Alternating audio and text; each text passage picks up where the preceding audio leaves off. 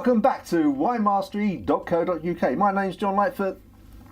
This is John Murphy. And we're here to tell you all about wine, hopefully help you find the wine, if not the wines you will absolutely love.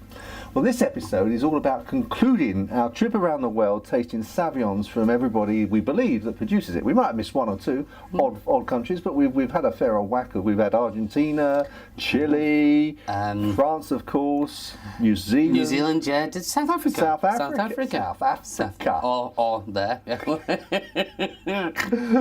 And now we're back to France. We are. Which I believe, we're tasting Sancerre, which I believe is supposed to be the premier in the Premier League of Sauvignon. It is indeed. Well, Sancerre is very similar to the Chablis, whereas the Chablis is a region which is deemed to grow the best Chardonnay grapes. So Sancerre, again, is a region which is supposed to grow the best Sauvignon grapes in the world. Creme de la creme. The creme de la creme. So this episode is going to be quite good to see just what we do think of it. Yeah, absolutely. So we're going to be scoring them in the parts 1, part 2, part 3. We've got 3 that we're trying. We're going to start off with this part, which is John's favourite Sancerre that he likes, and then we're going to test the other 2 to compare with John's favourite and see how they do. Mm-hmm. So the first one is... this one is very, very, very conveniently behind us here. Very conveniently. Charles Dupuy. But also, it will be, actually, in this case, on my right, your left.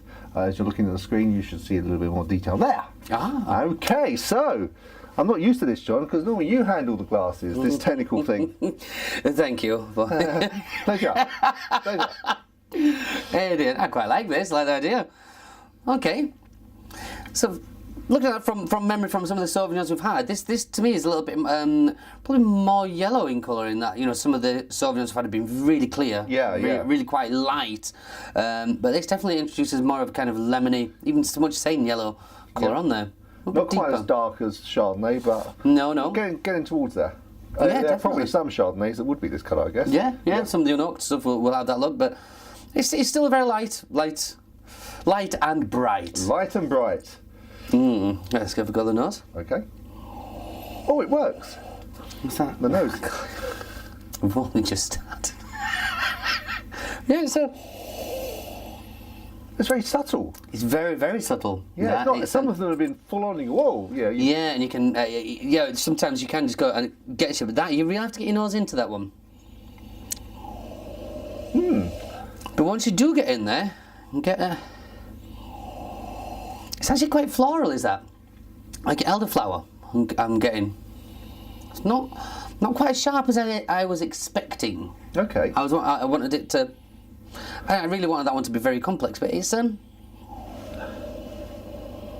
get any citrus? Yeah, it has the floral and then that kind of citrusy. But for me, it's that crisp green apple again that comes through for me, which is a lot of white wines for me. Okay. Let's have a go at this.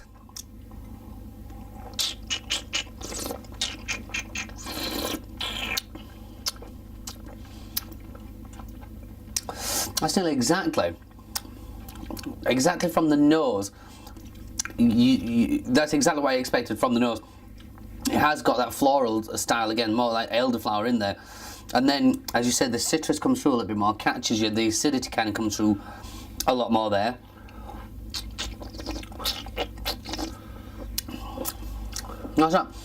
It leaves you with a kind of tongue coating or coating your mouth. And that's where that kind of almost pear flavour comes through there. That's because we've got 2 of them. God, I have to work with him. But it's got a nice mouthful, and it is got a good length there as well. I have to say on this one, I'm really struggling to identify the taste. When you said pear, yeah, I could taste a little bit of pear, but normally I sort of. There's a more bolder taste. This is very tasty, but I'm finding it much more difficult to be able to identify what the fruits are. It is quite complex, but it's also very, very subtle. And I think, as a beginner, it might be quite difficult to pick up on all the kind of subtleties in there, because they are there. It's just very subtle. Yeah. It's not quite as. I won't say brash as bold. Yeah, some of these other Sauvignons have been bold, and that's that. This is a little bit more difficult to decipher. which is good, but I think because I do know the price of this, Right.